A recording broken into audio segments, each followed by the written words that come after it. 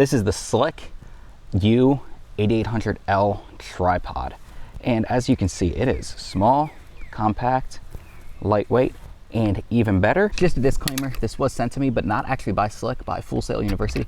I'm enrolled in classes there, and it's included in my tuition that my GI Bill pays for.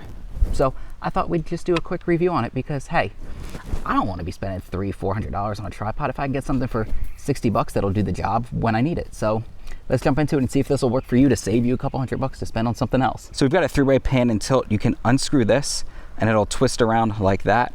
And then this part right here, you just unscrew this and it'll go up and down. So you've got that action. And then right here, you just unscrew this lightly and it'll go side to side if you need to, like that. And this part right here, obviously we just pop that out and then this part comes right undone. This whole thing right here is made of plastic. This is where I think they screwed up on it because look at this. You've got to have a screw, you got to have something in there in order to get this tight on your camera. There's not, you know, some cameras have like a little knob system that's on here that pops out that you can use. This doesn't have any of that. So you're gonna need a key or you're gonna need something in order to get this on the bottom of your camera. So, you know, we can't be perfect with everything, but that was one thing I noticed that annoyed me because we don't always have time for that, right? You want to toss it on, you don't always have keys or something on you, so just keep that in mind. Let's go to this center part right here, and you can just unscrew this part right here, and once you unscrew that, you can start going up, and it's gonna be a lot easier to start going up the more loose it is. This thing has a height of 66.7 inches for the whole tripod. Just push it down like that, and then all you gotta do is go to here and tighten it back up. I will say this though, that even if you do have this super tight like I do, you can still kind of get it to crack just a little bit. I mean, it'll stay in place, but if you are looking to have it so it doesn't do that, you know, you're gonna be doing that. But if I have something on here, look, it's like I'm pushing down pretty hard and it's not moving. So I wouldn't really worry about that because, you know, it's on there tight, but you can use this to go up and down. It's just that this is loose, it happens a lot faster. And then if we look at it, look, you can see the one leg here, and then we have these two right here. So this is a 3-legged system.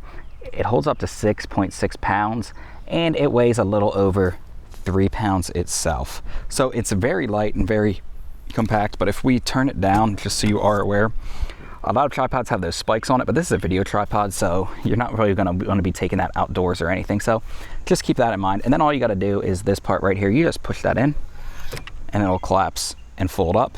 And folded up, it's a little over 25 inches. So the center column right here is cranked all the way up, and it is 12 inches. And then this part of the tripod here down, as you can see, that is 54 inches. So this is what I was talking about earlier, right? So you're gonna need something like this. This is just a smaller multi-tool that has like a flat head on there, and you can just throw it right in there and get it twisting nice and tight. Now, the issue I will say you could possibly run into, that I've ran into, is it still has a tendency to do that, right? So it still moves a little bit. So you're gonna have to get it on there like as tight as possible, like, you know, very, very tight, because you don't, obviously if you throw that on your tripod, it's just gonna tilt to the side and your camera's not gonna have the right angle, or it could come loose. So just make sure you got that in there nice and tight. So this is the release lock, and I will say some tripods have a little thing built in here, so when you pull this, it stays locked until you put the adapter and your camera in there.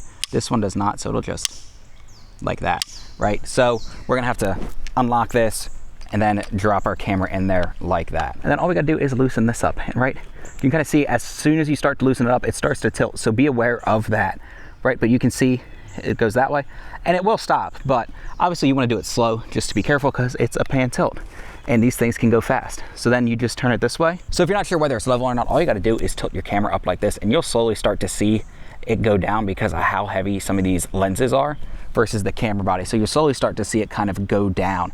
Or your other option is to just open this up, look in here and start to focus on something, like zoom in on something and get close to it and just have it focused in on there, and then pay attention to what's going on to see if the leaves move, or, you know, in this case, this area right here drops down even more, something like that. It's just a simple, easy trick in case you start to worry about whether your camera is going to slowly start going down, because if you're doing something like a time lapse or whatever, it might not look the best, or if you're trying to bracket images, whatever it might be. It's just an A7 IV with a 24-70 on it, and this tripod is weighted up to 6.6 pounds, so you could easily throw a 70 to 200 on here if you needed. So now we're going to do a quick leg test on this tripod and, you know, have a little visitor come see us and help us out. Right here below the first leg extender at the bottom, we'll just go grab it, and you can see how much that leg moves right there.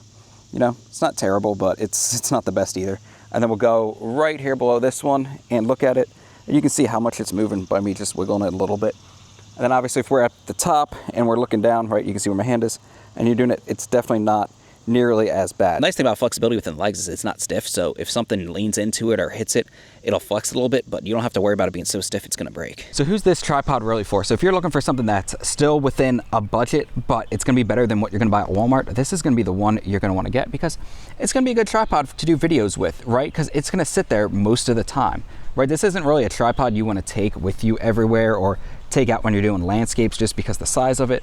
It's a little more bulky, you know, around. You can see I'm a little rough with it, but you can see like there's nothing wrong with it. But if you're sitting there doing a video at home, or maybe you do a lot of video work and you just want to take this and set it up, sure, why not? But if you're going out into like the field and stuff like that, I definitely would think about taking, you know, a carbon fiber or something lighter.